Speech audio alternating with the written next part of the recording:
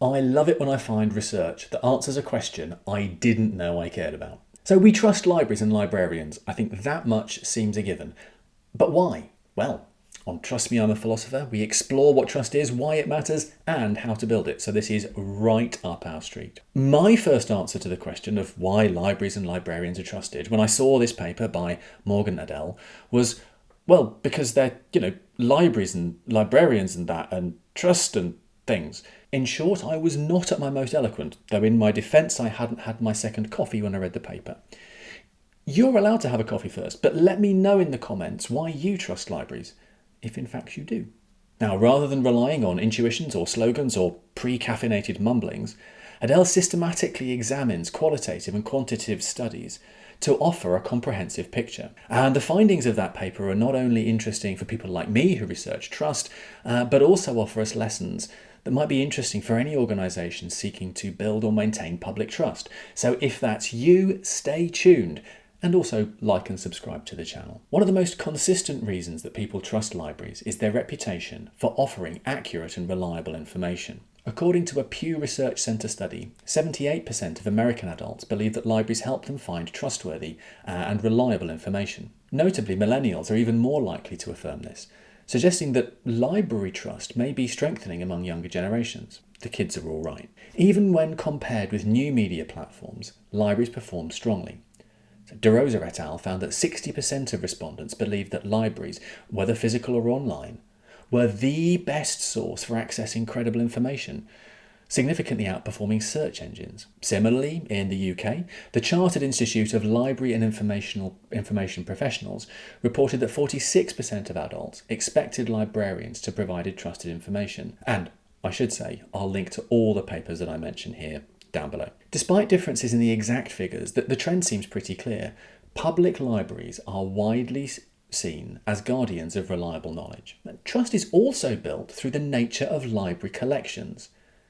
Collections designed with user needs in mind, particularly those that reflect diverse communities and diverse community needs, contribute significantly to building trust. Interviews with immigrant patrons revealed that even seeing materials available in multiple languages, whether or not they were personally used, created a sense that the library cared about their community as a whole. But that's not all when it comes to the collection.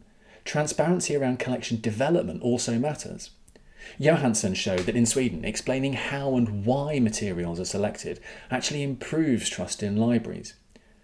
When users understand that collections are curated in response to community needs, not just external pressures, they're more likely to view libraries as assigned with their interests. Physical library spaces themselves also play a crucial role. Libraries are perceived as public spaces open to everyone without economic or political barriers. Varheim emphasised that libraries create social capital by offering universally accessible meeting spaces that foster equality and inclusion. This is especially important for marginalised groups. Research on immigrant communities shows that libraries are trusted precisely because they serve as neutral, welcoming environments.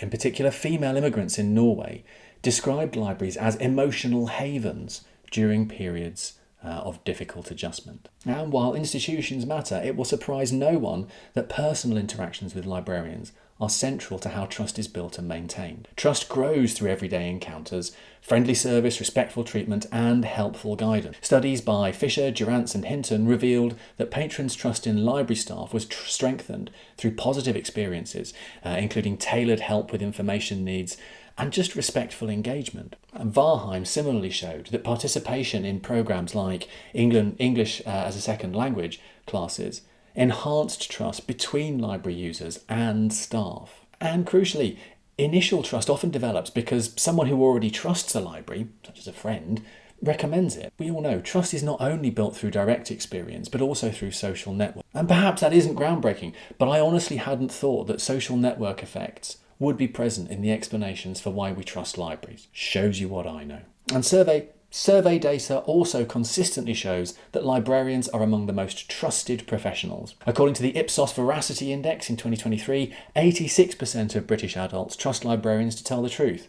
And that's a figure that's comparable to trust in medical professionals. And this credibility is supported by librarians' explicit commitment to values like access, privacy, intellectual freedom, and service to the public good.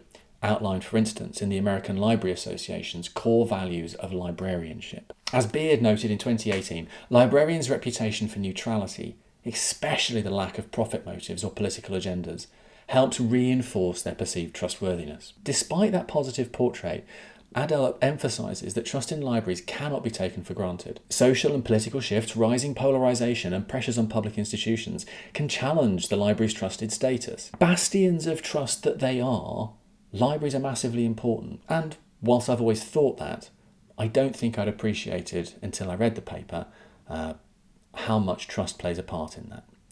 And the paper by Morgan Adele was a great read. Take a look if you're interested. It's down below. Until next time, I'm sure that I can trust all of you to stay suitably quiet and trusting.